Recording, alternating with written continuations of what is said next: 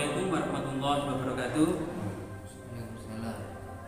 Bismillahirrahmanirrahim. Alhamdulillahirabbil alamin. Alhamdulillahilladzi arsala rasulahu bil huda wa dinil haq liyudhhirahu 'ala dini kulli walau karihal musyrikun. Pada pagi hari ini yang kami taati Kiai Haji Muhammad Al-Bara LJM kepada rekan-rekan sekalian yang dirahmati oleh Allah SWT, kajian Kitab Negara Kertagama atau Khazanah kuno ke Majapaitan, sebagai kemudian yang pernah di Kabupaten Mojokerto ini menjadi ibu kota Nusantara dalam segala perjuangannya untuk memayungi Nusantara. Selanjutnya yaitu pembacaan Kitab Negara Kertagama pupuh keempat. Kepada Pak Ismono kami persilakan. Termasuk saudara Mas Eka dan seluruh netizen yang merindukan sejarah kejayaan Nusantara sebagaimana masa yang dahulu. Ini akan saya bacakan buku keempat Kitab Negara Kertagama. Baris pertama, Putri Raja Dewi Maharajasa ternama rupawan, bertahta di Daha, cantik tak bertara, bersandar Nambuna, adalah bibi Baginda, adik Maharani di Jiwana. Rani Daha dan Rani Jiwana bagai bidadari kembar. Baris kedua, laki sang Rani Sriwijaya Rajasa dari negeri Wengker, rupawan bagai titisan Upendra, masyhur bagai sarjana, setara Raja Singosari, sama teguh di dalam agama. Sangat masyhurlah nama beliau di seluruh tanah Jawa. Raja Dewi Maharajasa ini istri dari Bewengker.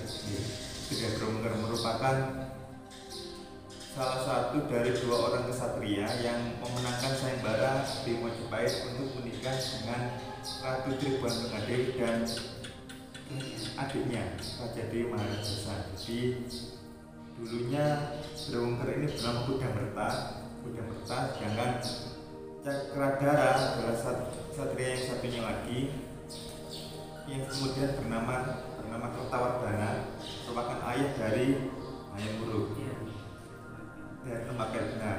Buku keempat ini memberikan makna kepada kita semua bahwasanya pemerintahan Hayam Wuruk ini didasari oleh keluarga yang harmonis. Nah, keluarga yang harmonis ini penting bagi keluarga yang seutuhnya. Berikutnya mungkin Gus memberikan pandangan pada kita semuanya. Sepenting apa tentang keluarga yang harmonis dan bagaimana mencapainya? Menurut saya pertama itu di pemerintahan Hayam Wuruk itu karena ada patih itu, patih Majapahit sebagai ketua, Mahapatih Majapahit itu ya, sehingga kemudian kerajaan Majapahit itu menjadi harmonis. Terus setelah itu kemudian Hayam Wuruk itu, setelah lahir Hayam Wuruk, maka kemudian Tribuana Tunggadewi itu kan mengundurkan diri. Mengundurkan diri atau apa, bagaimana? Kan tidak menjadi raja setelah itu kan ya? Iya, tahun 1350 mengundurkan diri menjadi raja daerah di Saguripan atau Sidoarjo, sedangkan tahta Maharaja diserahkan kepada putranya yang masih umur 16 tahun. Artinya berarti kondisi keluarga itu beres. Ya. Kondisi keluarganya itu beres. Artinya memang dalam keluarga, di dalam kekeluargaannya itu memang yang diharapkan adalah Hayam Wuruk semua sepakat.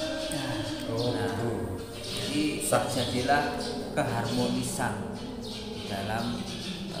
di dalam keluarga raja, sehingga berimbas pula dalam pemerintahan Majapahit, yang ditambah lagi perdana menterinya pada waktu itu adalah perdana menteri yang memang punya kemampuan di dalam mengolah negara, yaitu Mahapati Gajah Mada. Sehingga kemudian itu adalah masa kejayaan, masa keemasan, masa kejayaan, masa keemasan setelah terjadi perang Bubat. Gajah Mada tidak jadi patih, kondisinya kan tidak harmonis lagi. Itu mungkin ya saya. Itu kita yang tahu, ya kan? Bagaimana istri kita, bagaimana anak kita, bagaimana situasi di dalam rumah tangga, itu kita yang tahu. Sehingga kebutuhan atau kekurangan itu kita yang kemudian menutupi. Tidak bisa kemudian kita menyamakan keluarga ini, kalau ingin harmonis harus meniru keluarga itu. Keluarga ini kalau ingin harmonis harus meniru keluarga situ, dan seterusnya. Karena kondisi keluarga itu beda-beda, antara keluarga satu dengan keluarga yang lain itu beda-beda. Sehingga ibda binafsi, dimulai dari dirimu, dimulai dari diri kita. Bagaimana kita kemudian memiliki niat untuk menjadikan keluarga kita harmonis. Karena gangguan di dalam keluarga itu pasti ada, baik gangguan internal maupun eksternal. Internal itu ya mungkin ekonomi, pemasukan, kesehatan, itu internal. Eksternal ya banyak, orang ketiga kepingin nikah lagi, kepingin yang lainnya, itu banyak eksternal dan seterusnya. Maka kita kalau kepingin harmonis harus menyadari kondisi kita dulu dan menguatkan internal keluarga. Setelah itu kita bisa mengatasi eksternal keluarga.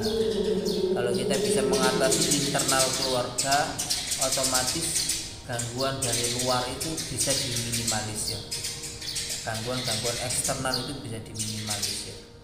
Begitu juga dengan, saya kembalikan dengan hayam muruk. Ketika kondisi internal keluarga bisa diatasi, berdampak pula pada kondisi eksternal dari kerajaan Majapahit. Yang buruk tidak terlepas dari kemudian kondisi internal yang sudah safe, kemudian bisa mengatasi permasalahan eksternal, juga dibantu oleh orang-orang hebat seperti Mahapati Gajah Mada yang senantiasa menjadi negarawan handal pada waktu itu. Dan demikianlah, semoga bisa diambil pelajaran dalam sebuah menata rumah tangga maupun menata masyarakat dan negara. Kita akhiri dulu. Assalamualaikum warahmatullahi wabarakatuh.